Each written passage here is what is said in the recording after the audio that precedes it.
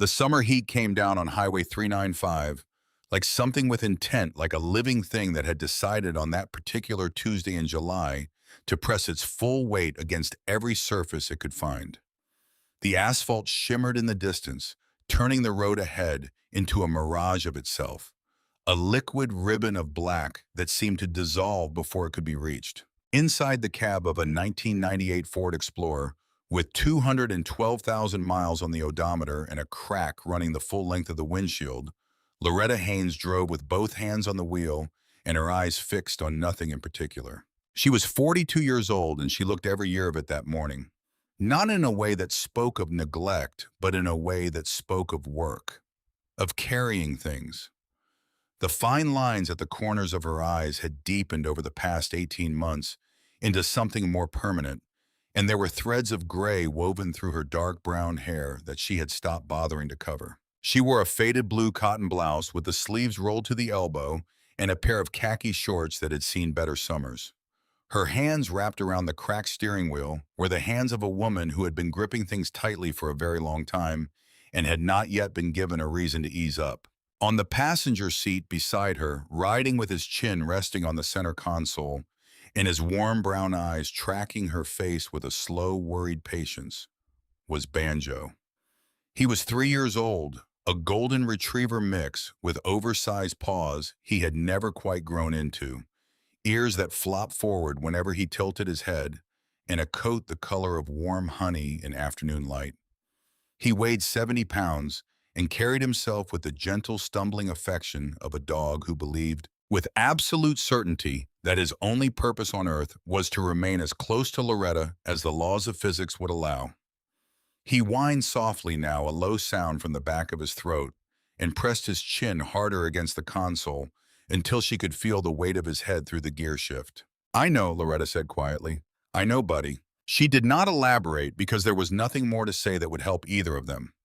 The letter from Pacific Coast Federal was sitting in her purse on the back seat, folded into thirds, the way official correspondence always arrived, the kind that required precise creases because the news inside needed to be contained, somehow held together by paper and fold lines before it was allowed to exist in the open air. She had read it 3 times that morning at the kitchen table with her coffee going cold beside her, each reading confirming the same thing the previous one had. Final notice of foreclosure. The house on Elm Street in Ridgecrest, the one she had bought with her ex-husband Derek 14 years ago, the one she had repainted herself room by room after he left, the one with the scuff marks on the kitchen door frame where she had measured Banjo's height as a puppy with a pencil and a quiet laugh that had belonged entirely to her, would cease to be hers in 31 days unless she could produce a sum of money she did not have and had no reasonable means of obtaining. Derek had left 22 months ago. He had left cleanly, the way men sometimes do when they have been planning it for longer than anyone knew, taking the checking account and the truck, and it turned out roughly 2/3 of the shared financial reality Loretta had believed was solid ground beneath her feet. The divorce had been final for 14 months. It had cost her everything the marriage had not already taken. Her credit score now lived in a range that made bank loan officers look at their computer screens instead of at her face when she sat across from them. Her job as a court clerk for Kern County had been eliminated in a round of budget cuts 6 weeks ago, a position she had held for 9 years, a position she had been genuinely good at, a fact that turned out to be entirely beside the point when the county needed to balance its numbers. She had $43 in her checking account. She had a little more than half a tank of gas. She had a dog who loved her without condition or complication or any awareness of her financial situation. And she was driving on Highway 395 on a Tuesday in July with no particular destination and eyes that kept blurring in a way she was working hard to prevent. She needed to stop. Not in the large permanent sense, though. Some part of her understood that version of the thought was also present. But in the immediate practical sense, she needed to pull off the highway and sit still for 5 minutes and drink something cold and let the tightness in her chest ease enough to breathe properly and remind herself that she was still a functional adult who was capable of handling the next 31 days. Even if handling them was going to require a definition of the word she had not previously needed to use. The sign materialized on the right shoulder of the highway, a sun-bleached rectangle on a rusted post advertising fuel in a general store. Oakhurst Fuel and Supply. The gravel lot that came into view as she slowed was rough and uneven, bordered on three sides by ponderosa pines that threw ragged, incomplete shade across the ground.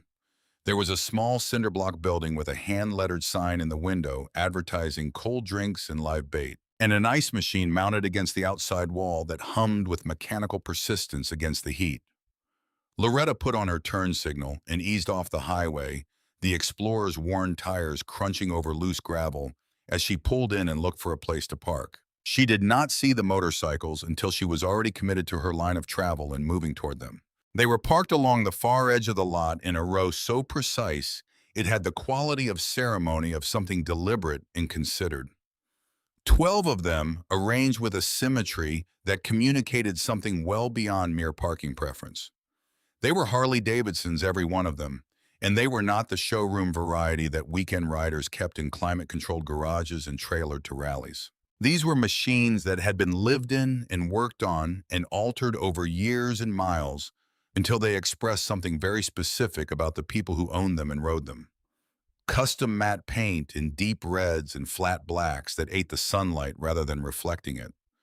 Chrome polished to a sharpness that caught the afternoon glare and threw it back hard.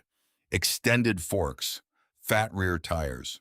Handlebars wrapped in black leather that had taken on the particular shape of the hands that gripped them 10,000 miles at a time. And draped across the handlebars of the largest bike, the one positioned at the head of the row, a candy apple red chopper with forks stretched long and low, and a gas tank hand-painted with detail work that was visible even from 30 feet away was a leather vest.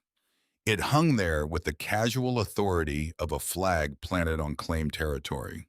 On its back, stitched in red and white thread that had been worked with patient, careful hands that knew what they were making, was a winged death's head above a bottom rocker that read in stark block letters, Iron Wolves Central Valley. Loretta's foot moved toward the brake pedal.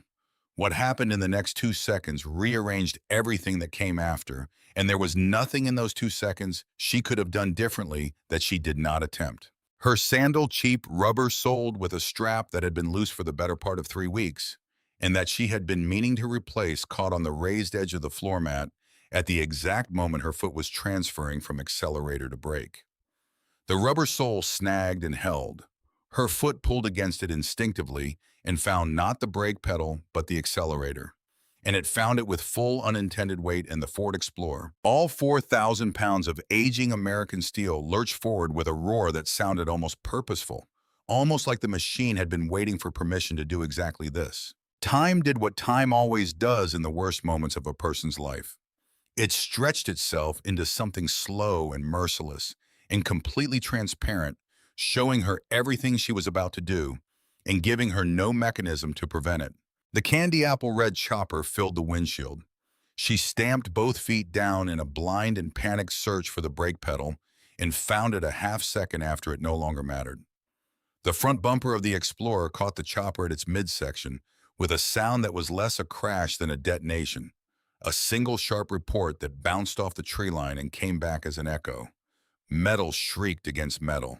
Fiberglass shattered in a spray of pieces that caught the afternoon sun like broken jewelry scattered across the gravel.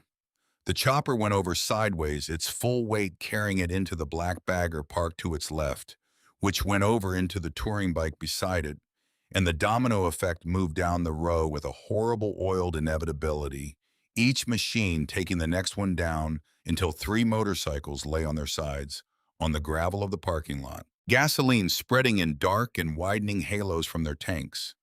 Chrome scattered like debris from something that had exploded rather than simply fallen. The silence that followed lasted perhaps 4 seconds. It was absolute. Even the ice machine seemed to stop. Then the bell above the gas station door chimed once, and 5 men came out into the white afternoon sunlight. They emerged as a loose group and then stopped together, taking in the scene with the practiced stillness of people who had learned long ago that the first several seconds after something goes badly wrong are best spent observing before acting. They were large men, each of them carrying the physical density of people who have spent their lives doing demanding things in demanding conditions, in service of a life that does not offer much accommodation to softness. They wore leather cuts over plain t-shirts and flannels, the same winged death's head patch on every back. Their faces a collection of scars and ink and weathered expression that told stories in a language Loretta did not speak, but could read the general import of without any translation. The one who stopped most completely, who went most still, was the one in the center. He stood with his weight settled back on his heels and his arms loose at his sides, a posture that looked like calm and was something else entirely. He looked at the three motorcycles lying in the gravel and the spreading gasoline, and then he looked at the Ford Explorer, and then he found Loretta's face through the windshield, and his eyes locked onto hers with an expression that was not yet rage, but was the compressed material that rage is constructed from the thing that lives directly beneath it and feeds it, still choosing in those first seconds whether to become fully what it was. His name was Rex Dolan. He was the sergeant-at-arms of the Iron Wolves Central Valley Charter. He was a large man with a jaw that carried a pale scar running from its corner to his left ear, and eyes the color of a winter sky over the Sierra Nevada, and the candy apple red chopper currently lying on its side in a pool of its own leaking fuel was the most important object remaining in his world. Not for reasons that had anything to do with money, but for reasons that had everything to do with a man named Eddie, who had been dead for 3 years, and whom Rex had been trying imperfectly and without great success to keep close to through the only physical thing Eddie had left behind. Inside the Explorer, chaos arrived without announcement. Banjo had been riding with his head out the half-open passenger window, the way he always did on highway stretches, ears streaming back in the slipstream nose, working the passing world. The crash, the shrieking metal, and the shattering fiberglass, and the sudden eruption of male voices outside detonated something ancient and non-negotiable in him. He scrambled backward across the seat, then forward, then in a single motion that happened faster than Loretta's eye could follow. He twisted his 70-pound body through the half-open window with the boneless, total desperation of pure animal terror and dropped to the gravel 4 feet below. Banjo, no. She threw her door open and was halfway out of the seat, 1 foot already on the running board, when something stopped her with the completeness of a wall.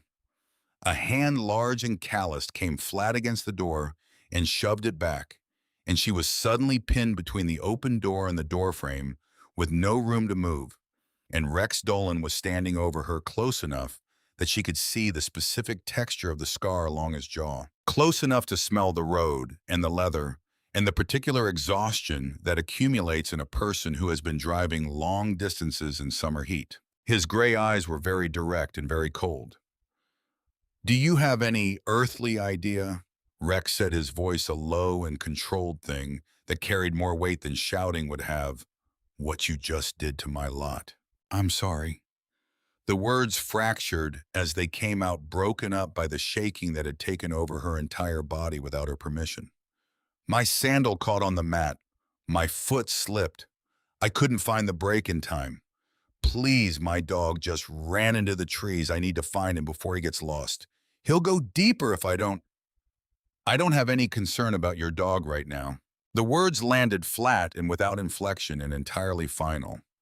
Behind Rex, the wiry one with the snake tattoo that wound up his neck from collarbone to jaw, the one the others would later call Cutter, had crouched beside the fallen machines and was lifting pieces of shattered chrome and setting them down again with the focused, furious attention of a man cataloging damage he has not yet decided the full cost of. "You just put $30,000 worth of custom fabricated steel on the ground," Rex said.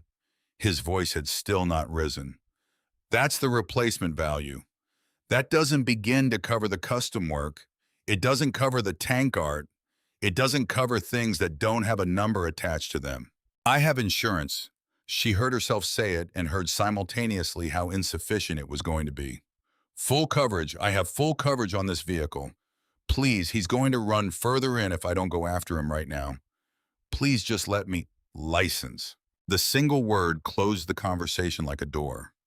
She reached into the Explorer with hands that were trembling badly enough to make the simple task of opening her purse difficult. She dropped it once onto the floor of the car, retrieved it, dropped her wallet, getting it out, finally extracted her driver's license and held it toward him. Rex took it, looked at it, then produced a phone from his vest pocket and photographed both sides with two quick and unhurried snaps. He handed it back without looking at her. Loretta Haynes, he said, reading from the image on his screen. Elm Street Ridgecrest. He put the phone away with the deliberateness of a man who has done what he came outside to do. Your insurance carrier is not going to touch custom fabrication work. You are looking at $10,000 in damages at the floor. We don't structure payment plans. I don't have it. The truth of it came out of her raw and immediate without the buffer she might have tried to maintain in any other circumstances. I don't have anything approaching it. I got a final foreclosure notice in my mail this morning.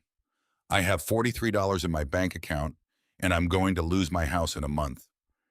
She looked past him toward the tree line, the specific gap between two ponderosa pines where she had last seen Banjo's honey-colored coat disappearing into shadow already gone.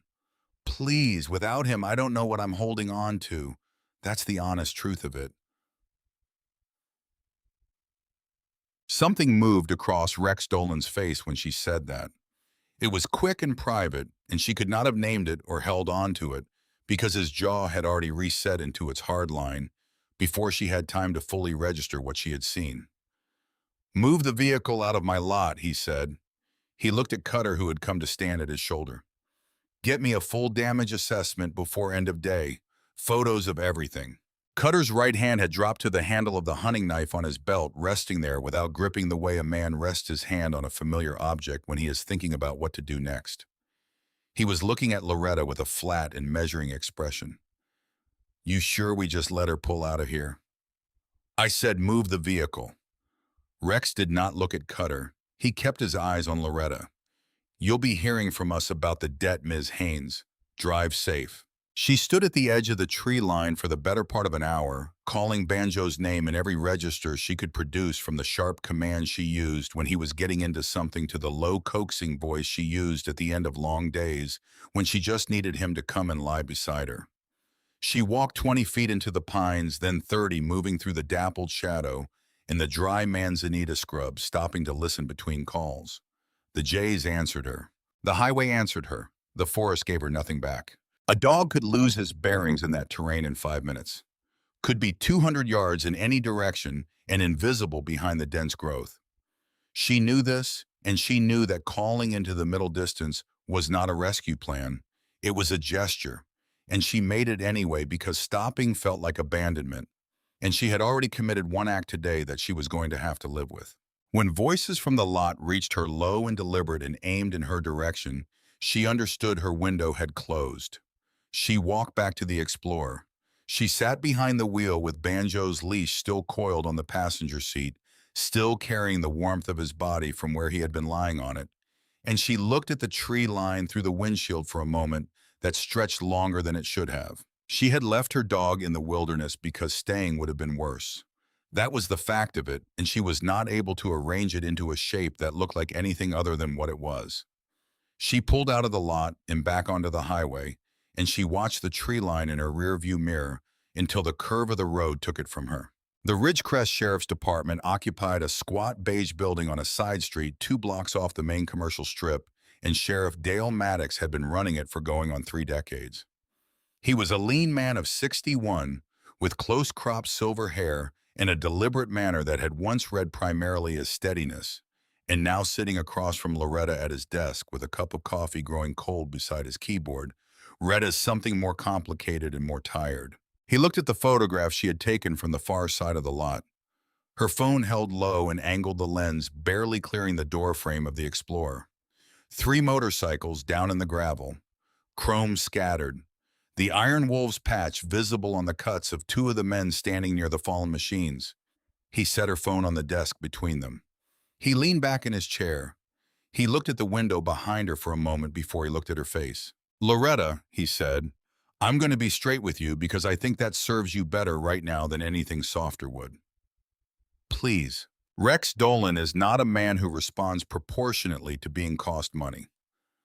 Maddox turned a pen slowly between 2 fingers, end over end. The Iron Wolves have distribution infrastructure running from Ridgecrest all the way up to Bakersfield. Methamphetamine primarily, stolen vehicle parts.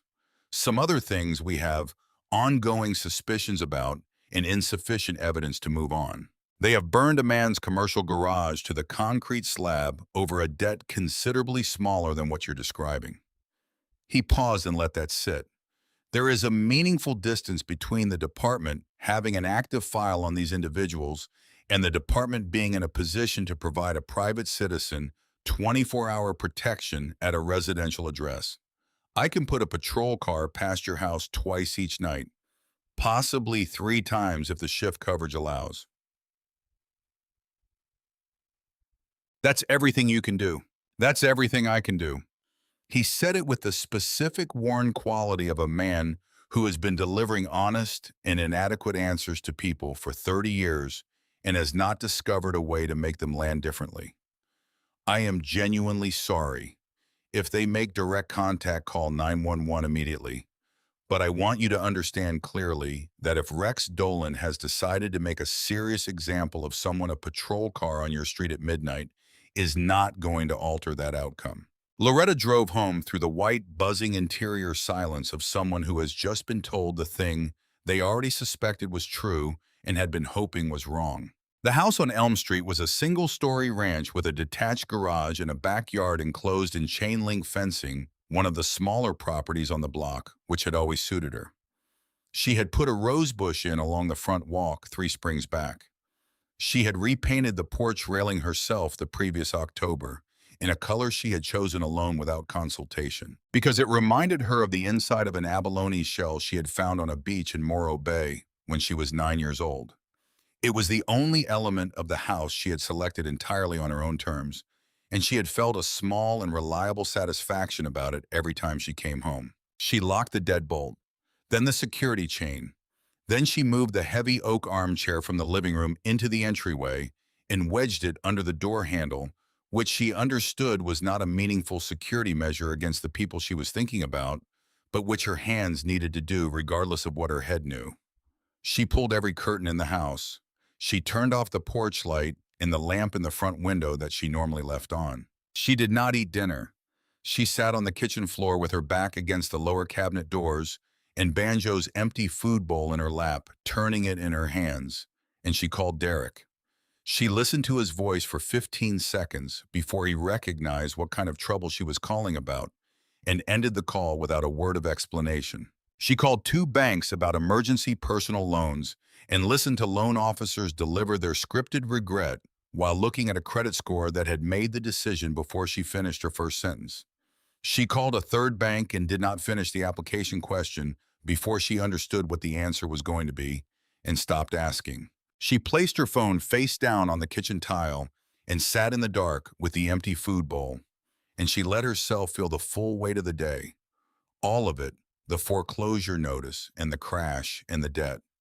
She could not pay and the dog she had left in the wilderness, and she did not try to manage it into something more bearable because she was too tired for that kind of management and because some things deserve to be felt at their actual size. The first night was quiet, which was in some ways more difficult than noise would have been.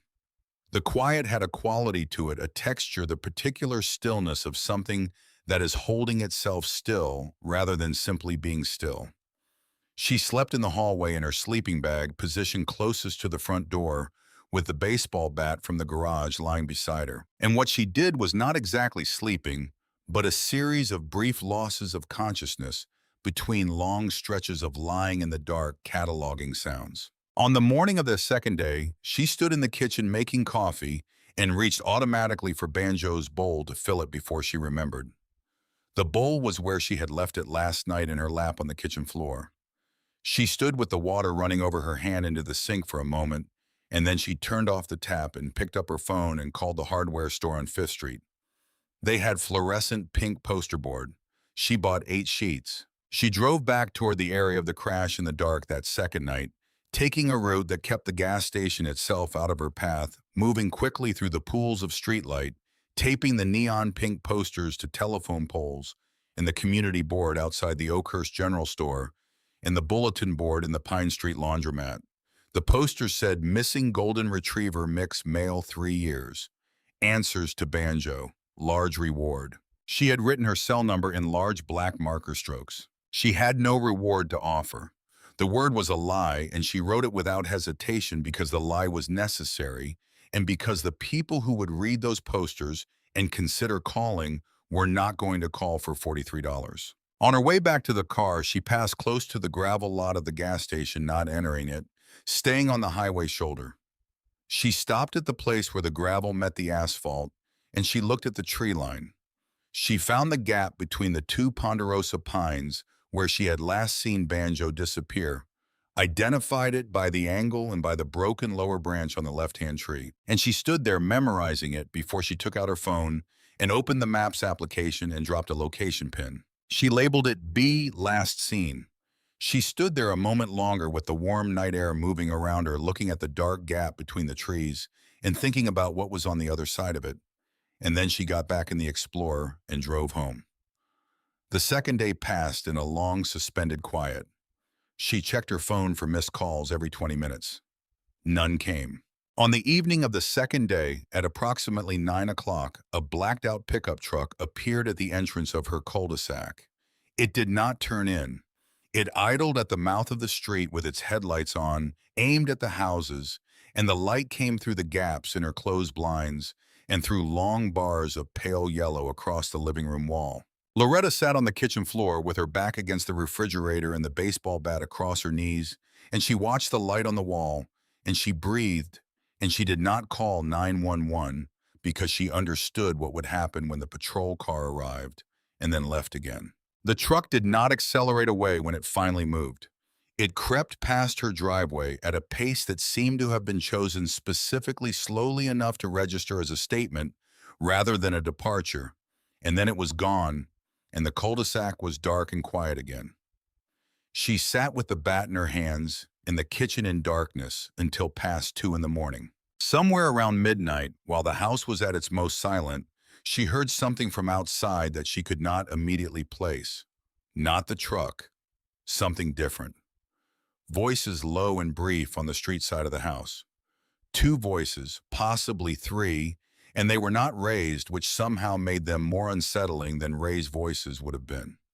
She pressed herself against the wall beside the front window without moving the curtain, and she listened. But the voices stopped before she could determine direction or distance, and the street returned to its nighttime quiet as though the sound had not occurred. She thought about it afterward. She did not know what to make of it. On the morning of the third day, she opened the front door to retrieve her newspaper, and there was something on the welcome mat that was not her newspaper. It was a piece of chrome, a fragment of a side mirror, she thought, or what remained of one, twisted and compressed by force into a shape that still held the memory of what it had been before impact. It was a piece of the candy apple red chopper, and she knew it with the immediate and sickening certainty of a person recognizing something they had been trying not to think about. There was no note. Notes were unnecessary when the message was this clear and this specific: "We have been here at your door while you slept. You are not in a place where locks protect you." She stepped back inside and pulled the door closed and locked it, and stood in her hallway with one hand pressed flat against the wood and her forehead almost touching its surface. And she stood there until her breathing returned to something that could be called normal. On the afternoon of the third day, after sitting with the locked doors and the closed curtains for most of the morning, she made a decision. She put her pepper spray in her jacket pocket and her small emergency flashlight in her other pocket, and she drove to the trailhead off Highway 395, and she walked into the forest calling Banjo's name. She told herself she was checking to see if any of the posters had been moved or taken down. She told herself she was maintaining the search effort.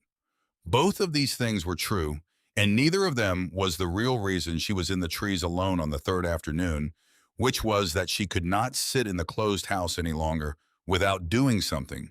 And this was the only something she could think of that had any connection to the problem she actually cared most about solving. She walked the trail for 100 yards until it dissolved into dry manzanita and fallen pine duff. And then she went off it, pushing through the brush in the general direction of the location pin she had dropped 2 nights before.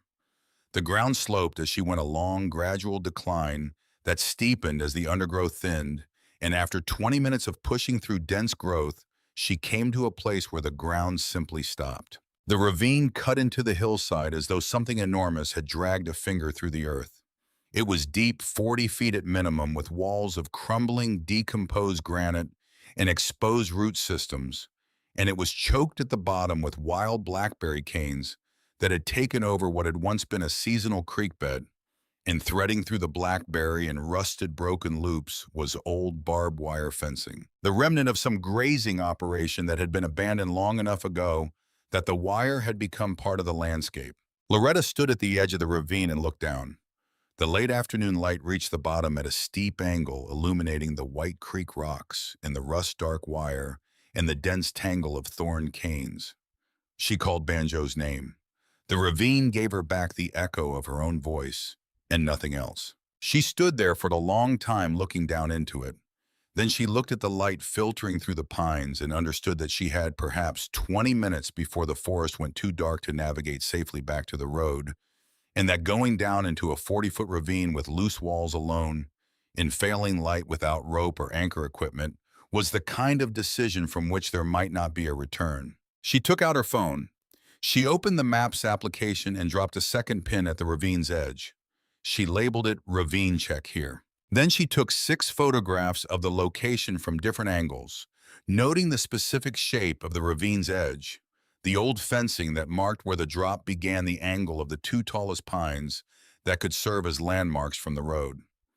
She worked her way back toward the highway, snapping branches at waist height as she went to mark the path so she could find it again quickly. She drove home in the last of the daylight with her hands steady on the wheel and her jaw set in the way that her face set itself when she had made a decision she was not going to revisit. Tomorrow she would come back with rope. She would find a way to anchor it. She would get down there. She did not know how to rappel, and she had not done anything like it before, but these were solvable problems if she thought about them methodically, and she intended to think about them methodically, and she intended to go back in. That was the state of things on the 4th evening when the sound began. She was in the kitchen with a glass of water she had not drunk when she felt it. Before she heard it, a low mechanical vibration that came up through the floorboards and trembled the surface of the water in the glass and moved into her feet and legs, like a frequency the body recognizes from somewhere evolutionary. It deepened as it approached her street, separating itself from the background noise of the neighborhood into something unmistakable, the layered, overlapping thunder of many large displacement engines moving together at low speed, each one distinct and together creating something that had physical mass that pressed against the windows of the house. Loretta set the glass down. She crossed to the front window.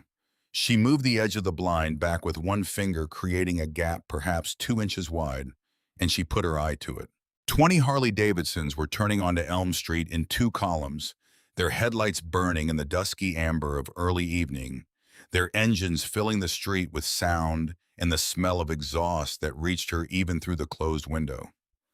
They moved at the pace of a procession. The neighbors who had been out in their yards came in. She watched a woman 2 houses down take her daughter by the hand and move toward the front door without looking toward the street. She watched porch lights click off one by one as the motorcycles passed. Within 90 seconds, the cul-de-sac, which had been alive with the ordinary sounds of a summer evening, had become completely still and abandoned, as though a signal had been sent that everyone received except her. The motorcycles slowed as they reached her property. They pulled to the curb and onto the grass strip between the sidewalk and the road in a formation that curved in front of her driveway like a crescent, like a wall, like something that had been thought about in advance. The engines cut off.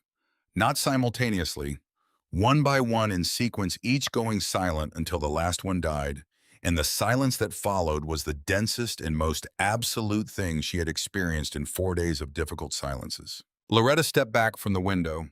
Her chest was tight in the specific physical way of a body that has made its own assessment of the situation and is not waiting for the mind to catch up. She pressed her back against the wall and tried the breathing exercise she had read about in some forgotten magazine. 4 counts in 4 counts held 4 counts out. It did not substantially help. It did not. She found her phone and called 911.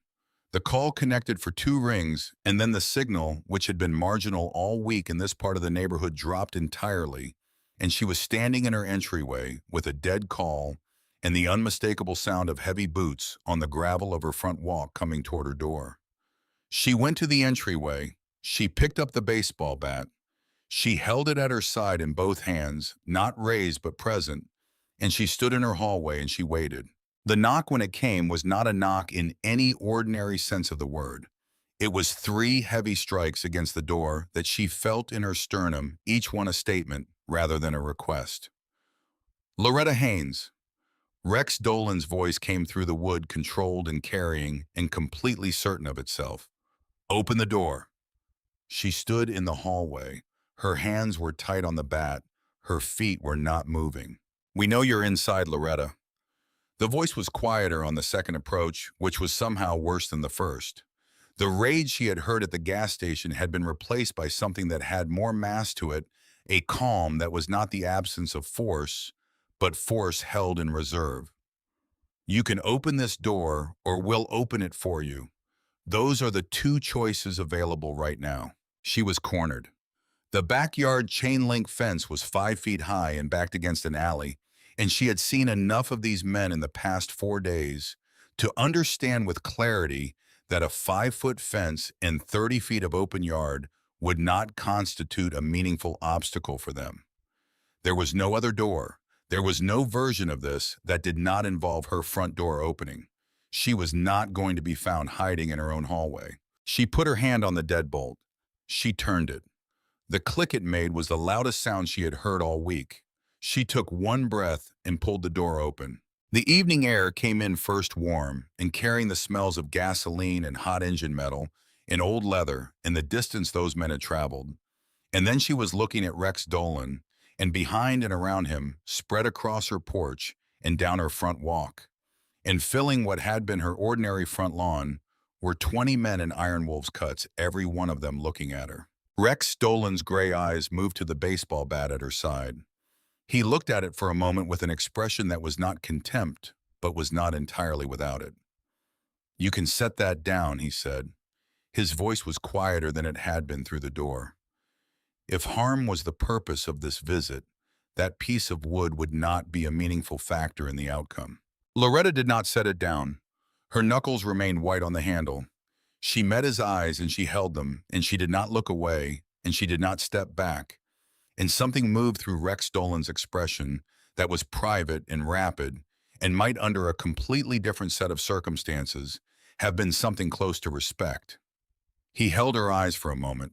Then he raised one hand in a slow, deliberate signal directed at the men behind him. Bring him up, he said. The crowd of men divided. It happened without instruction, without any visible coordination. The way a body of water divides around an obstacle, the group simply opening along an invisible seam from Rex Dolan's right side all the way back to the street until there was a clear corridor of leather and denim and road-worn men stretching from the porch to the curb, and moving up that corridor, walking with a care and a deliberateness that were entirely at odds with the rest of his bearing, came Cutter. He was not holding his knife.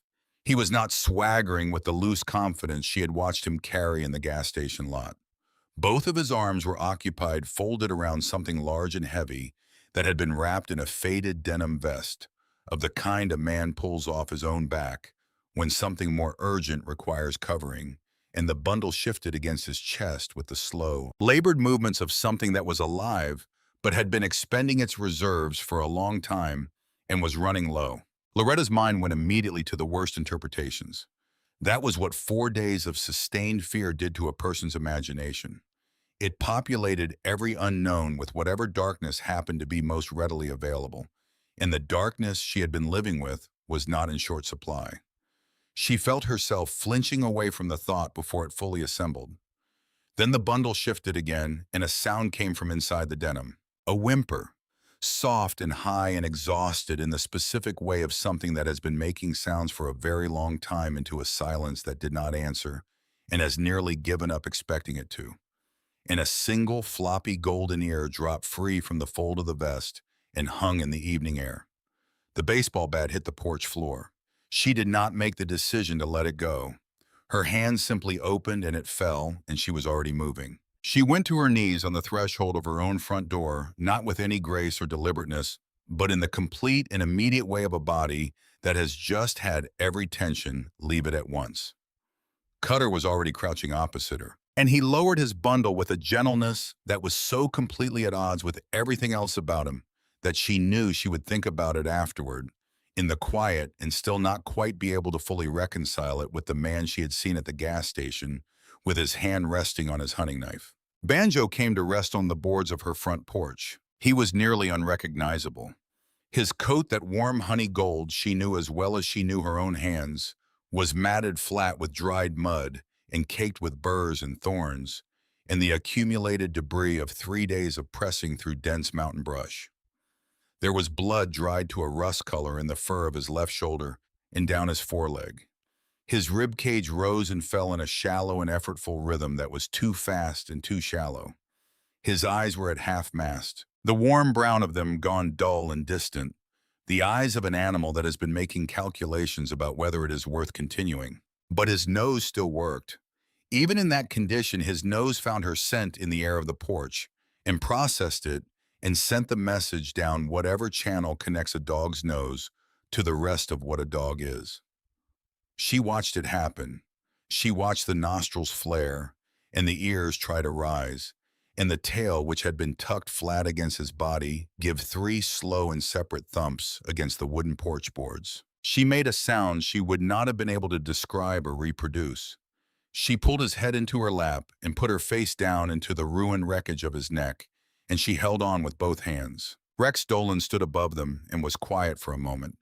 He looked at the woman on the floor of her porch and the dog in her arms, and then he looked out at the street where the neighborhood had gone dark and still and private behind its closed doors, and his face held the expression of a man doing arithmetic that is private and does not need an audience. "He needs attention," Rex said. The commanding edge in his voice had stepped back. "Gage." A large figure came forward from somewhere in the middle of the group. Gage was not the tallest of the Iron Wolves, but was built with a density that suggested considerable structural engineering, with a braided dark beard that reached his collarbone and hands that had the size and look of tools designed for work that required more force than most situations called for. He was carrying a hard-sided plastic case in olive green with metal latches, a serious first aid kit of the kind kept in the back of emergency vehicles and carried by people who had learned through experience to have one close. He moved with a stillness that felt professional. "Inside is better," Gage said. He looked at Loretta with an expression that was against all reasonable expectation patient. "He's lost blood. I need good light and a surface I can work on." Loretta looked up from the floor. She looked at Gage and then at Rex, and then at the 20 men arranged across her lawn in the settling dusk. And she made the only calculation her situation permitted, which was that she was in no position to refuse anything, and that beyond that calculation, there was something in her that did not want to refuse. "Come in," she said. What followed was one of the stranger things in Loretta Haynes's 42 years of living. In the past several weeks had not been short of strange things. 5 members of the Iron Wolves Central Valley Charter stood in her living room among the floral throw pillows on the sofa, and the collection of ceramic birds she had assembled over 15 years on the shelf beside the window, and the framed photograph of Banjo as a 12-week-old puppy asleep on a folded towel. And they occupied her domestic space with the specific self-consciousness of large men in small rooms who are concentrating on not knocking anything over. Gage knelt on her faded Persian rug with the first aid kit open and organized on the floor beside him. He had surgical scissors iodine solution in a brown bottle, a needle already threaded with suture material, and several small amber vials, whose labels Loretta chose not to try to read. He worked on Banjo's injured leg with a focus that admitted no distraction, pausing each time the dog flinched to press one enormous and grease-darkened thumb gently into the space between Banjo's eyes and speak to him in a register so low it was more vibration than voice. And whatever he was doing, it worked, because Banjo would ease back into stillness after a moment. Loretta sat cross-legged on the rug beside her dog and fed him small pieces of the boiled chicken she kept prepared in the refrigerator because Banjo's digestion was sensitive and the kibble alone sometimes wasn't sufficient. He took each piece from her fingers with a deliberate care, as though eating required his complete attention, and between pieces, he pressed his nose into her palm and breathed against her skin. Rex stood at the front window with one hand on the curtain frame, looking out at the street where the rest of his men waited along the curb. The sound of their voices was a low, continuous murmur underneath the domestic sounds of the house. The silence inside went on for a while before Loretta broke it. "Tell me how you found him," she said. She was watching Gage's hands, not looking at Rex. "Please." Rex let the curtain fall. He turned from the window and crossed to the armchair across from the sofa and sat down in it, the leather of his cut creaking against the upholstery. He was quiet for a moment in the deliberate way of a man deciding where in a story to begin.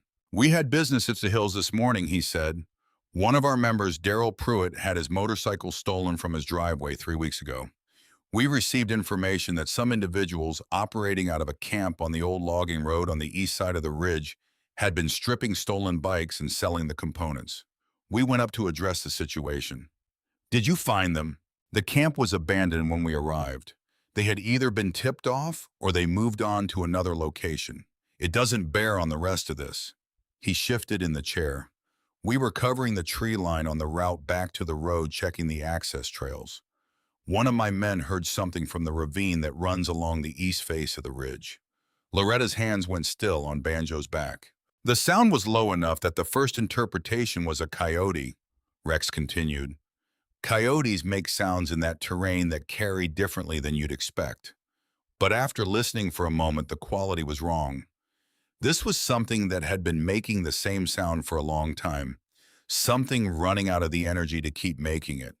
He paused.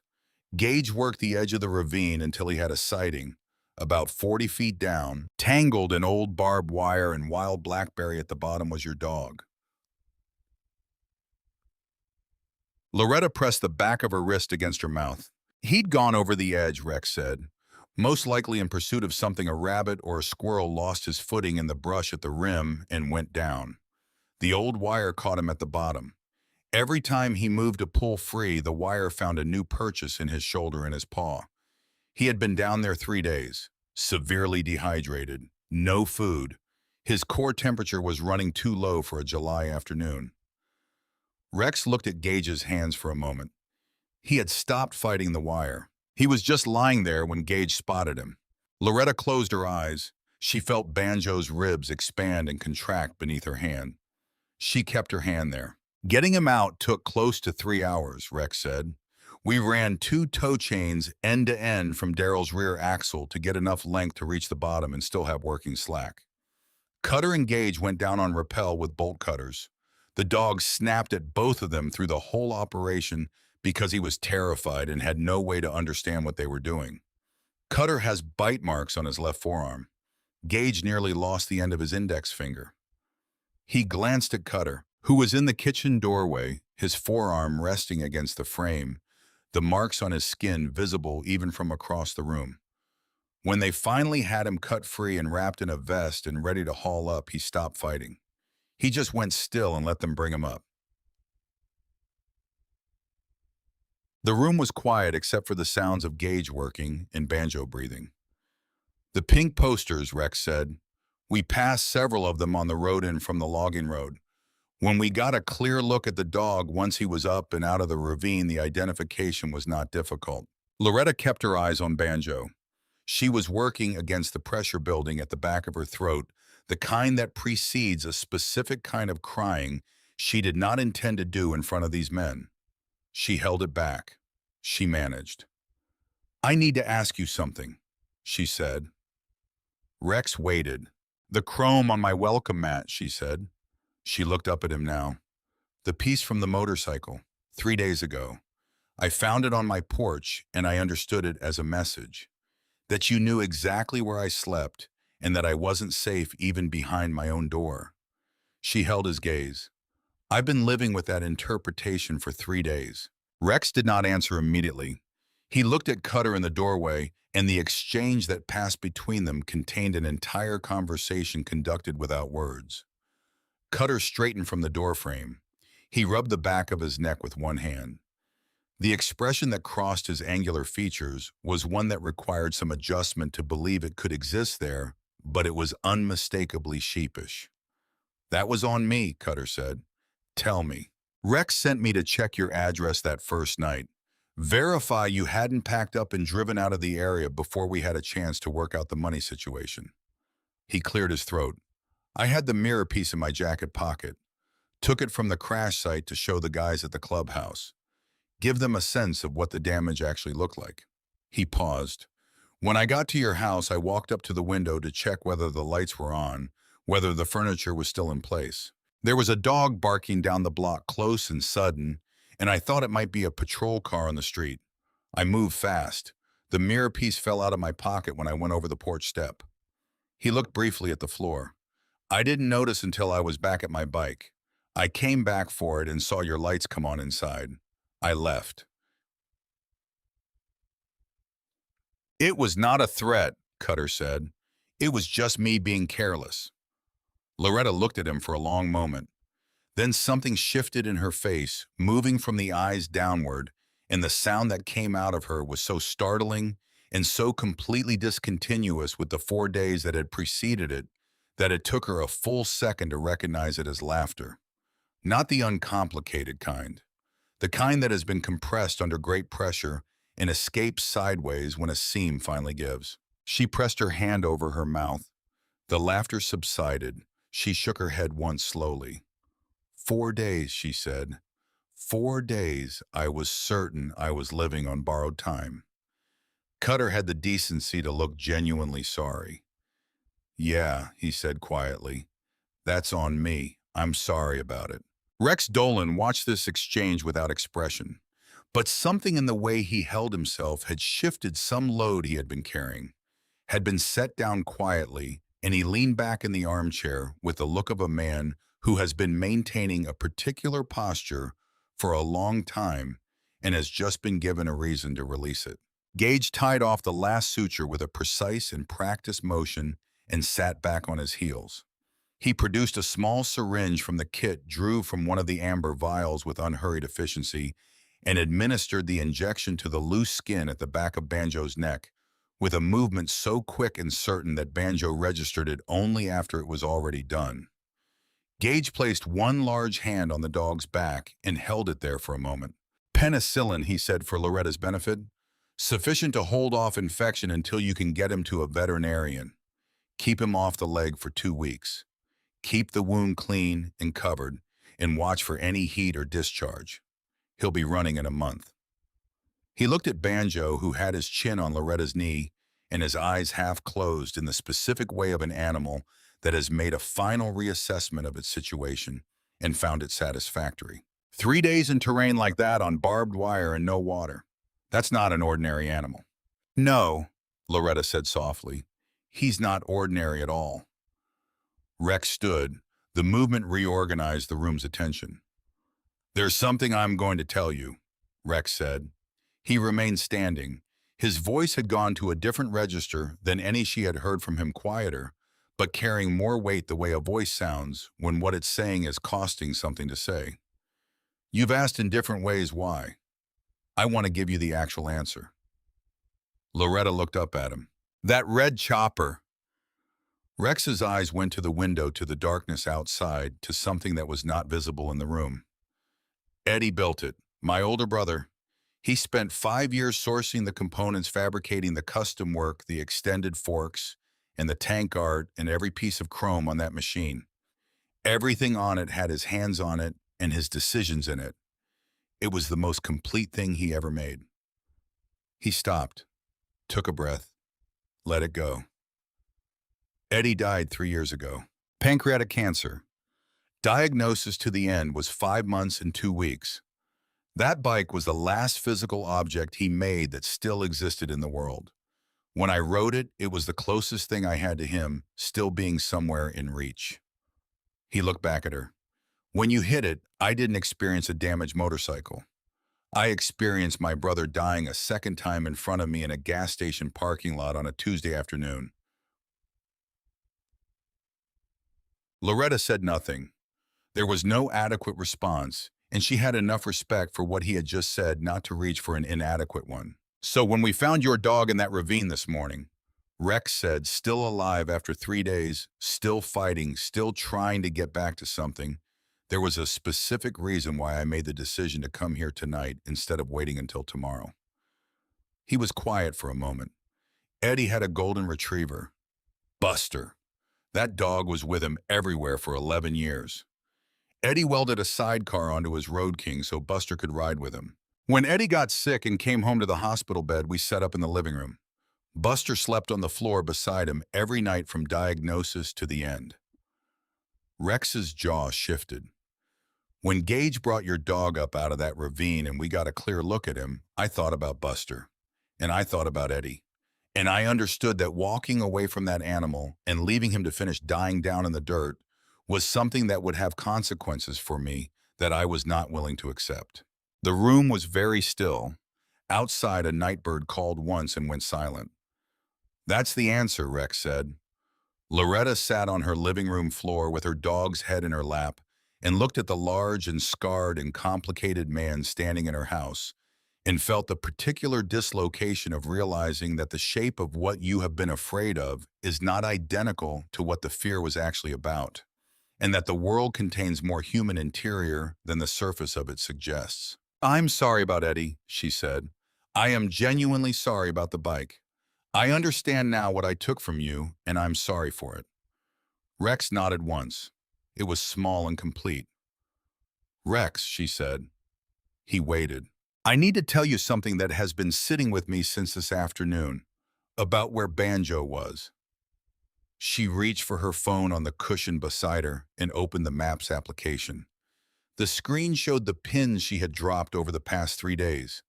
B last seen. Ravine check here. She turned the screen toward him. I went into those woods yesterday afternoon.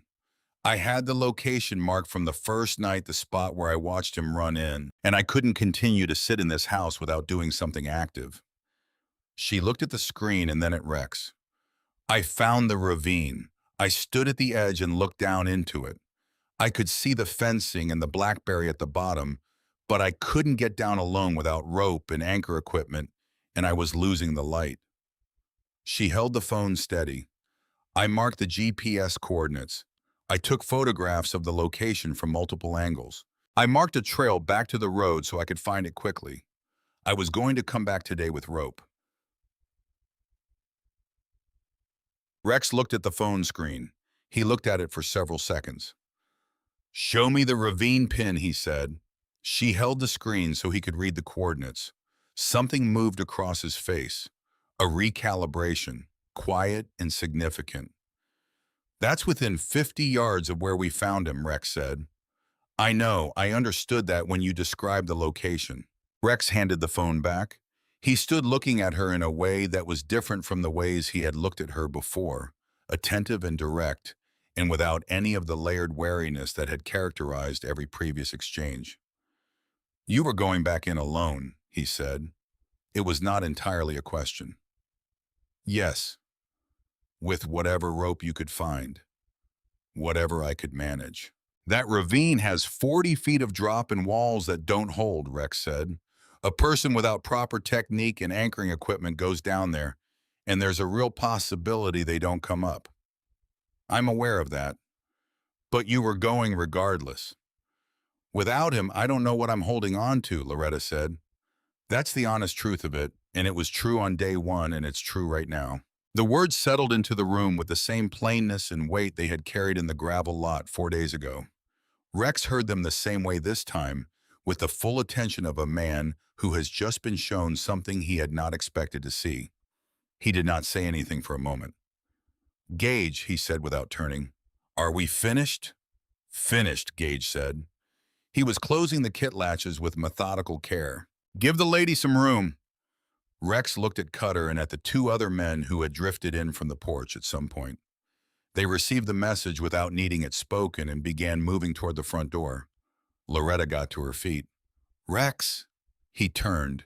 The debt, she said. The $10,000. I want you to have the honest version of where I stand because you've given me that courtesy tonight and I think I owe it back. I don't have it. I have $43 and I'm 30 days from losing this house.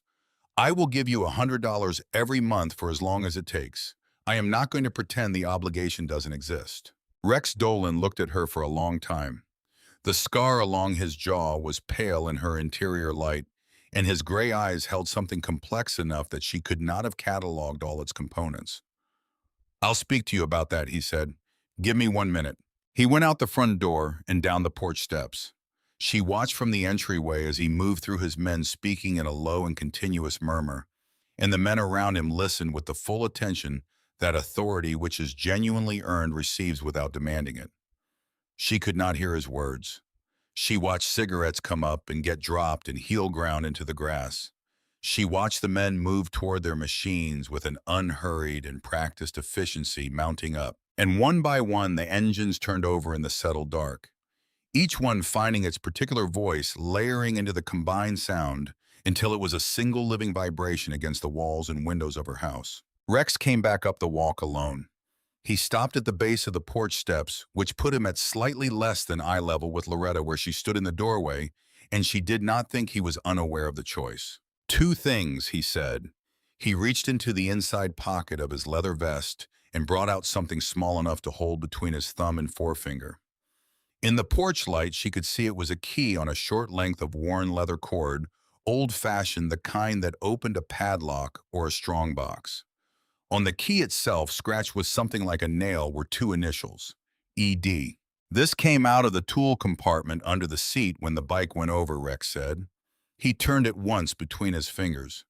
"Key to Eddie's shop lockbox. The box is at the clubhouse.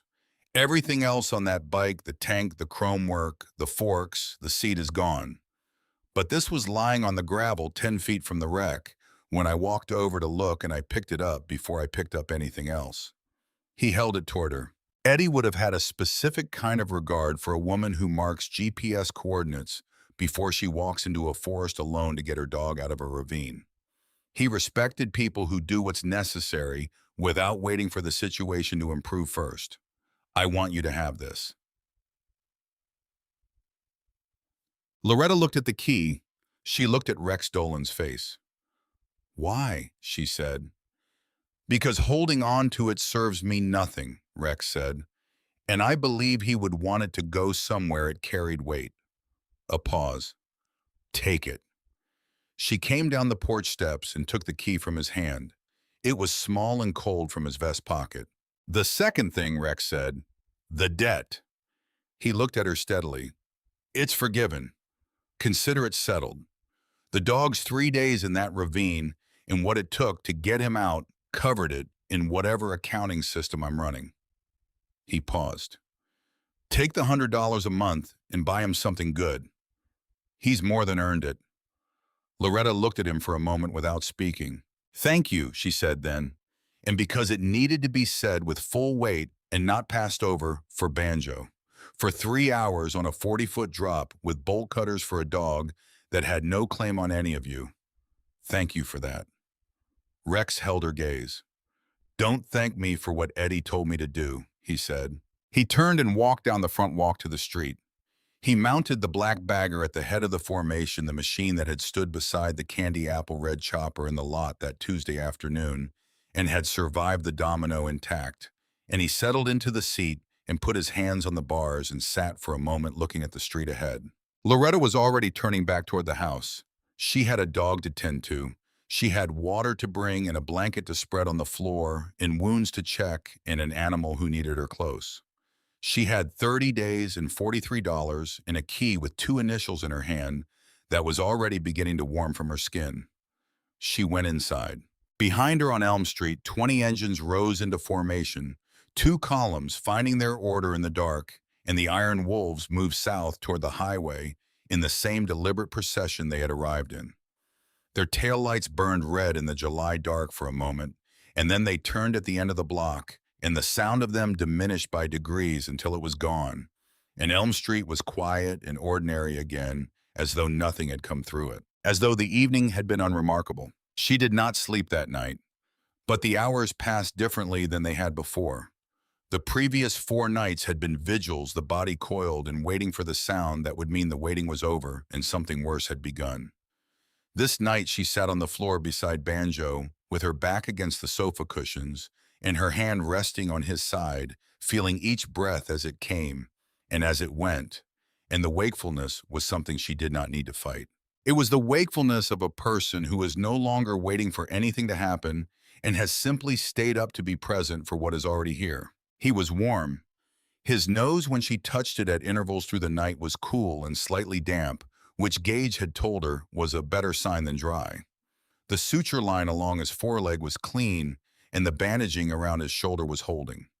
She refilled his water bowl twice in the dark hours, and he drank both times with a deliberateness that suggested he had developed a new relationship with water over the past 3 days, a respect for it that he had not had before. Sometime in the hour before the sky began to lighten, she fell asleep sitting up with her hand on his back. And when the morning came in through the curtains she had not closed, she woke to find Banjo already awake, watching her face with the steady and patient attention of a dog who has decided that the most important ongoing project in his life is this particular sleeping person and is content to wait. She made coffee. She carried it to the front window. She pulled the curtain back and stood looking at Elm Street in the early morning light. The street was itself again. A neighbor 2 doors down running a sprinkler that arced in slow turns across his front lawn. A woman with a small terrier on a red leash moving along the sidewalk at the pace of the dog rather than her own. The flat white quality of July morning light on California asphalt. Everything ordinary and unhurried and indifferent to what had moved through here the previous evening, the way places always are in the morning after whatever happened. She stood at the window with her coffee, and she looked at her street, and she let the ordinariness of it land. Then she went to the kitchen and pulled the legal pad from the drawer beside the stove, and she sat down at the table and she made a list. It was not an optimistic list. It was an honest one, which is a different and more durable thing. She wrote down what she had, what she owed, and what actions were available to her. She wrote for 40 minutes with her coffee going cold. And when she was finished, she looked at what the list said, and she looked out the window at the sprinkler arc in her neighbor's yard, and she thought with the particular clarity that arrives after sustained stress has finally broken and left the mind temporarily clean and uncluttered, that the situation in front of her was very difficult and was not impossible, and that the distance between those two things was the only territory that mattered. Banjo shifted on his blanket in the corner and exhaled the long and boneless exhalation of an animal that has completed its reassessment and found the current arrangement of things acceptable. She looked at him. He looked at her. His tail moved once. "Okay," she said aloud to the kitchen, to herself, to the general situation. "Okay." She spent the morning on the phone. She called the Kern County Housing Assistance Office, which she had been avoiding because asking for institutional help was something she had been trained by experience to experience as a form of personal failure. And she made that call first specifically because it was the one she was most inclined to postpone. She called a legal aid organization in Bakersfield that handled housing cases on a sliding scale fee. She called Patricia Voss, a woman she had worked alongside for 6 years before Patricia moved to the county records office. A woman who knew the administrative landscape of Kern County, the way some people know the streets of their childhood neighborhood. And Patricia said, without requiring much explanation, "Give me until Thursday and I'll see what's moving." She called the veterinary clinic on Mesquite Street and described Banjo's injuries and the treatment he had received. And the veterinarian who took her call said the suture work sounded correctly done and the penicillin appropriate, and that she should bring him in within 2 days, but that based on the description, he was likely past the immediate danger. When she set the phone down after the last call, she sat for a moment with her hands flat on the table, and she let herself feel without ceremony, and without making too much of it, the quality of a morning that was hard and moving at the same time. She made a second cup of coffee, and she called Sheriff Maddox. He picked up on the second ring. "Maddox? It's Loretta Haynes. I wanted to give you an update on the Iron Wolves situation." A pause that contained attention. "What kind of update?" "They came to my house last night." She heard him draw breath and she kept going before he could respond. It wasn't what either of us anticipated. They found Banjo in a ravine off the logging road on the East Ridge. They brought him home. Rex Dolan has forgiven the debt entirely. A longer pause. Loretta, Rex Dolan forgave a $10,000 debt. Yes. I've been running this department for 28 years, Maddox said slowly in the manner of a man checking the structural integrity of a sentence before he commits to it. That is not behavior I have previous experience with from the Iron Wolves. No, she said. I don't imagine it is. She could hear him reconfiguring something, the sound of a mental picture being disassembled and rebuilt with new information. Are you all right? I am, she said. Banjo needs a veterinary assessment and I need a housing attorney, and I have 27 days left on the foreclosure notice. But I am all right. The housing attorney, he said, and his voice had shifted back into the register of practical assistance. There's a woman named Helen Marsh who practices out of an office on Spruce Street. She does housing cases and she works on sliding scale. Tell her I referred you. Thank you, Dale. Loretta, he paused. I'm glad it came out the way it did. So am I, she said. She put the phone down and looked at the key on the table where she had placed it when she made her first cup of coffee. Then she picked it up and slid it into the pocket of her jeans, and she was aware of it there for the rest of the day, the way you are aware of something that has been given to you by someone who understood exactly what they were handing over. 3 days later, she carried Banjo to the car and drove him to the veterinary clinic. He accepted being carried with the composed dignity of a dog who has made peace with temporary indignities, and he rode in the passenger seat with his chin on the console in his preferred position, and she drove with one hand on the wheel and one hand on his back. The veterinarian, a compact and precise woman in her mid-50s named Dr. Aldous, who wore her reading glasses pushed up on her forehead, and who examined patients with the quality of attention usually associated with people who genuinely enjoy their work, looked at the suture line on Banjo's foreleg for a long time without comment. She ran her fingers along it in both directions. She examined the shoulder wound with the same quiet thoroughness. She pressed along the injured leg at intervals, watching Banjo's face rather than her own hands. Then she looked at Loretta. Who did this suture work? Dr. Aldous said. A man named Gage, Loretta said. Dr. Aldous turned back to the leg. She looked at the sutures again with the evaluative focus of someone who knows exactly what good work looks like because they have done a great deal of it. The tension is correct and the spacing is even. The technique is sound. This is competent field work. Tell Gage he did well. She continued her examination. The shoulder wound is healing cleanly. The penicillin was the right choice and the dosage was appropriate. There's no sign of deep tissue damage in the paw injury, though he'll need to rebuild strength in that leg over the next several weeks. She looked at Loretta over the top of the chartboard she was making notes on. He is going to be completely fine.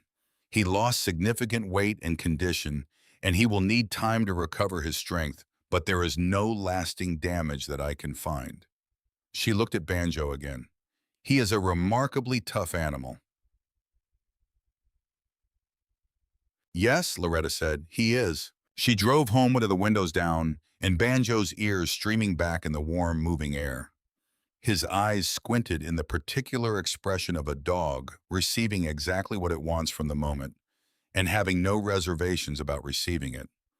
She thought about toughness, whether it was something a person or an animal possessed independently of circumstance, or whether it was something that circumstance revealed something always present but only visible under specific conditions. She thought about Banjo in the ravine for 3 days, managing the arithmetic of survival, and she thought that perhaps the distinction didn't matter much. You had it or you found out you had it, and either way you had it. On the following Monday, she sat across a desk from Helen Marsh, who was 63 years old and wore reading glasses on a beaded chain and had the efficient, unsentimental focus of someone who has spent decades solving problems that had already beaten everyone else who looked at them. Helen looked at the foreclosure notice and asked 7 specific questions in sequence, making a note after each answer, and then she set her pen down and looked at Loretta directly.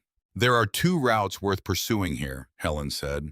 The first involves a state-level hardship provision that your bank was required to disclose during the loan modification process, and based on what you've described, almost certainly did not disclose in the legally required manner. The second involves Kern County's Emergency Housing Preservation Fund, which received a new allocation in the spring legislative session and has not yet been fully distributed. She paused. I cannot guarantee the house, but I can tell you with certainty that this situation has more room in it than that notice makes it appear. Loretta paid the consultation fee in exact cash from the last of the reserve she had been maintaining in a kitchen drawer envelope. She shook Helen Marsh's hand and walked out onto Spruce Street and stood on the sidewalk in the late morning heat and looked at the ordinary business of a small California city going about its Tuesday, and she felt without drama and without forcing it that she was going to find her way through this. Not easily, not quickly, but through it. It was not certainty. Certainty was always provisional and subject to what happened next. What she felt was something more structural than certainty, the knowledge freshly earned and specific to recent experience that she was capable of remaining functional and purposeful under conditions that would have seemed from a distance unsurvivable, and that this capability was hers and did not depend on circumstances being cooperative. She drove home. 2 weeks passed. Banjo healed with the uncomplicated speed of a young animal that has no philosophical reservations about recovery. By the end of the first week, he was putting cautious weight on the injured leg, testing it with the careful deliberateness of someone checking ice before committing to it. By the end of the second week, he was crossing the backyard at something close to his normal gait. Though he still favored the leg on turns, and Loretta still watched him from the back step, with an attention that she knew was probably excessive and that she had no intention of reducing. She went back to the ravine on a Saturday morning, in the third week alone, in the early morning before the heat came up. She parked at the trailhead and walked in along the path she had marked with broken branches, and she found the ravine and stood at its edge and looked down at the bleached creek rocks and the rusted wire and the blackberry canes at the specific place where Banjo had been when she stood at this edge 3 weeks ago and called his name into the quiet and heard nothing. She stood there for a while without trying to think anything particular, just looking at the place, acknowledging it. Then she turned around and walked back out to the road. Some things need to be visited once and then left where they are. On a Tuesday morning in the third week, her phone showed a call from a number she did not have saved. Ms. Haynes. Rex Dolan's voice was not one she was going to forget or fail to recognize. It had a texture and a weight that were entirely specific to him. "Rex," she said, "how are you?" "I'm calling with some information I thought you'd want," he said. He had the diction of a man who has chosen his words before making the call and is delivering them in the order he selected. "About the bikes from the accident." "All right. The two machines that went down in the chain reaction, the bagger and the touring bike, have both been fully assessed. The damage was significant but restorable. Parts are on order, and both bikes will be back to their owners within the month." A pause that had weight. Eddie's chopper is a different situation. Loretta leaned against the kitchen counter and waited. The frame is bent beyond straightening. The tank is destroyed. The custom chrome fabrication on that bike was done entirely by Eddie's hands, and Eddie is not available to reproduce it, and no one else living who I know of could reproduce it either. He was quiet for a moment, and in the quiet she could hear him deciding something or confirming a decision already made. "I've been sitting with the question of what to do with what's left of it for 3 weeks. I made a decision yesterday." "What decision?" "I'm going to rebuild it from the frame out," Rex said. "Not restore what existed. Build something new that starts from what's left and goes forward from there. It's going to take a few years, and what comes out of it won't be the same machine." He paused. "I've been thinking about what Eddie would actually prefer, given the choice between me carrying the loss of the original for the rest of my life, or me building a second one out of the loss of the first." He wasn't a man who valued preservation over creation. He built the first one from nothing. He would not have had a problem with there being a second one built from what the first one left behind. Loretta stood in her kitchen with the phone against her ear and felt the specific quality of watching someone arrive at a conclusion that has cost them something genuine and real to reach the quality of a decision that has been weighed honestly and accepted fully. That sounds exactly right, she said. I thought so too, Rex said. There's one more thing. Daryl Pruitt's bike was recovered last week. The people who took it moved their operation north, as people in that business tend to do when they think they've been identified, but they weren't careful enough about the move. The bike came back intact. I'm glad for him. The reason I'm telling you, Rex said, is that in the course of recovering Daryl's bike, we developed information that connected the same individuals to two other vehicle thefts in the area, including a truck taken from a family over in Kernville, a family with young children who needed that truck for work. We passed the location information to a contact in the sheriff's department. A pause. The family in Kernville got their truck back. Loretta understood what he was giving her with that piece of information and why he was giving it, which was a more complete picture of the world in which the Iron Wolves operated than the one she had constructed from the outside. It was not a simple picture.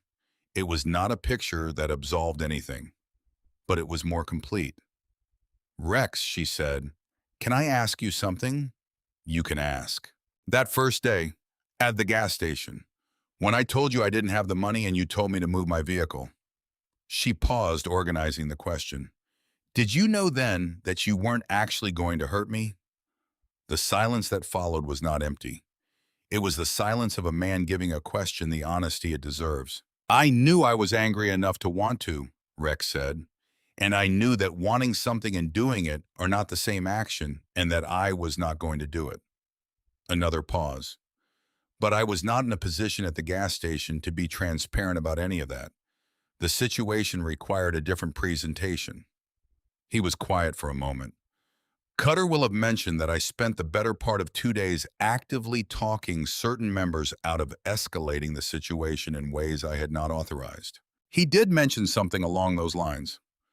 Cutter talks more than is generally useful, Rex said without any particular heat in it. But he's not wrong. Loretta looked out the back window. Banjo was in the yard, lying in the shade of the single oak near the back fence. His repaired leg extended his eyes at half-mast in the manner of an animal with no objection to the current moment.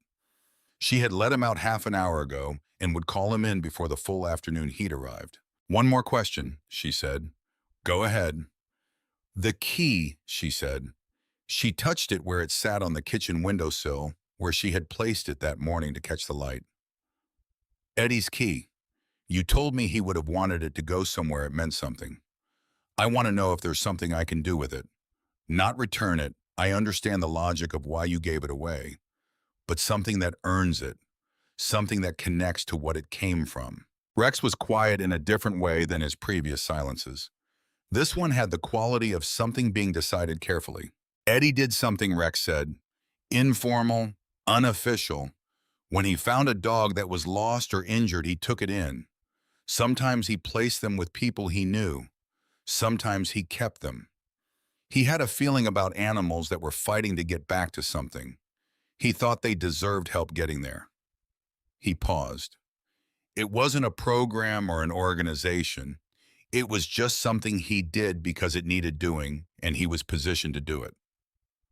I see, Loretta said. The key doesn't carry an obligation, Rex said.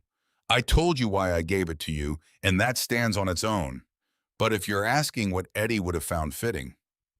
He let the sentence stop where it stopped without completing it because it was already complete. I understand, Loretta said. She stood in the kitchen after the call ended, holding the phone, and then she put it down and went to the back door and called Banjo in from the yard. He came at his new and careful gait across the dry grass, unhurried and certain of his welcome, and she held the screen door, and he went past her into the cool of the house and settled onto his blanket in the kitchen corner with the ease of an animal that has completed its recovery and is now simply living. That evening, she sat at the kitchen table with the legal pad and wrote a different kind of list than the one she had written the morning after the Iron Wolves left. This one was shorter and less structured. It was a list of directions rather than a plan, because plans require stable conditions and directions require only the person who holds them. She looked at it when she was done. She set Eddie's key on top of it. Through the window, the California summer evening was making its slow transition from white to gold to the beginning of amber, and the neighborhood was offering its evening sounds, the sprinklers and the screen doors, and the occasional car on the street, and the distant diminishing sound of a truck on the highway. She had 21 days remaining on the foreclosure notice. And Helen Marsh had called that afternoon to say the hardship provision filing had been submitted to the bank and that a legally required response had to arrive within 15 business days, which put it at the edge of the deadline, but inside it, which was where it needed to be. Two follow-up calls about the county housing fund were scheduled for the week ahead.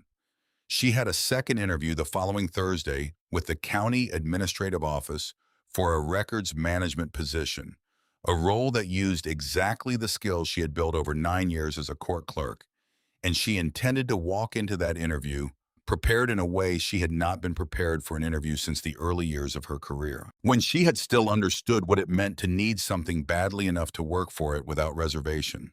The ground under her feet was not solid, but it was ground that could become solid, and that was not where she had been a month ago when the ground had been actively giving way beneath her weight. Banjo came to the kitchen, which was his evening routine, and settled himself beside her chair and put his chin on her foot. She looked down at him. He looked up at her with the brown eyes that had found her through the denim wrapping on her porch and confirmed that he knew exactly where he was.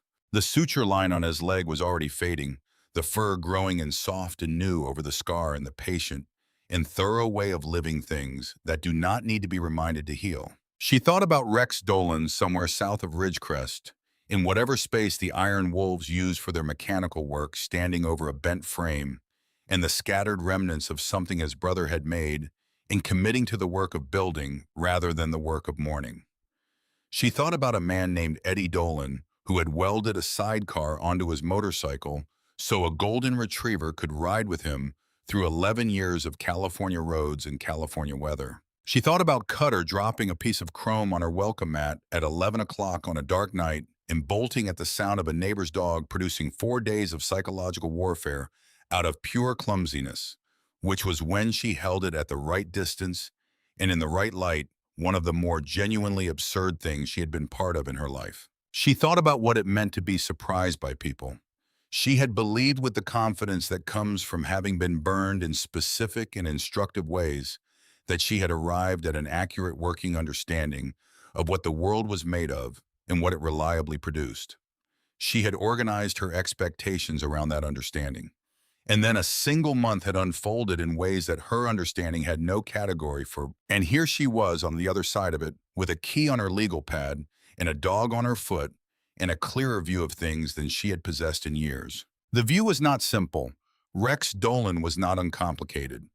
The Iron Wolves operated in ways that produced real damage in real communities, and that damage was not canceled out or excused by what they had done for her, and she was not going to arrange her thinking to make it seem otherwise. She held both things at the same time and did not try to force them into a single shape, because the world does not have a single shape. And the capacity to hold two true things simultaneously without requiring them to resolve into one was something she intended to keep exercising. What she knew was this, that she had been genuinely afraid, and that the fear had been warranted because the threat was real. And she knew that the real threat had transformed through a chain of events that included a piece of chrome dropped by an inattentive biker, a dog's refusal to stop fighting in the bottom of a ravine, a dead man's golden retriever, and a living man's private and continuing grief into the closest thing to a miracle she had personally witnessed. And she knew that miracles in her experience did not announce themselves in advance. They arrived through the specific and unglamorous channels that happened to be available, and you did not get to choose the channels. She put her hand on Banjo's head. He made the sound low in his chest, the sound that meant he had assessed the current situation and found it satisfactory on all relevant dimensions. She kept her hand there. Outside, the last of the light was going. The kitchen moved toward blue. She reached across the table and picked up her phone and found the number for the Kern County Animal Shelter in Kernville, which she had looked up that morning after seeing the posting on the grocery store community board. A German Shepherd mix. found on the shoulder of the highway. Thin, frightened, no identification. The shelter had noted 5 days when they posted it. The posting was now 2 days old. The shelter line rang twice. Kern Valley Animal Services, this is Sandra. Hi, Loretta said. My name is Loretta Haynes. I'm calling about the German Shepherd mix you posted 2 days ago, the one found on the highway. Yes, we have him. He's still here. Good, Loretta said. I'd like to come see him. I can be there tomorrow morning if that works. She made the appointment and put the phone down. She looked at Eddie's key on the legal pad. She picked it up and held it in her palm and felt the small and specific weight of it, the warmth it had gathered from the table, and the evening light through the window. Outside, the California night was finishing its arrival, the sky completing itself above the rooftops of Elm Street, in the particular deep blue that comes just after the last color drains out of the west. And the neighborhood had gone to its evening quiet. And somewhere south on Highway 395, a truck was heading toward Bakersfield with its headlights on, and the ordinary world was doing what it always did, continuing. She closed her hand around the key. She would go see the dog in the morning. She would make the next call and the call after that. She would walk into the interview on Thursday, and she would be prepared in a way that left no room for doubt. She would sit across from Helen Marsh as many times as it took.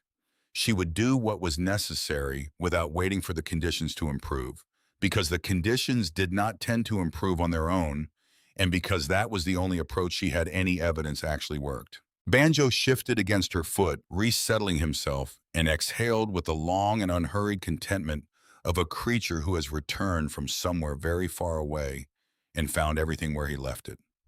She sat in her kitchen in the blue evening dark, the key warm in her closed hand, the dog warm and solid and real against her foot, and she did not turn on the light for a while longer. There was enough to see by. There was enough.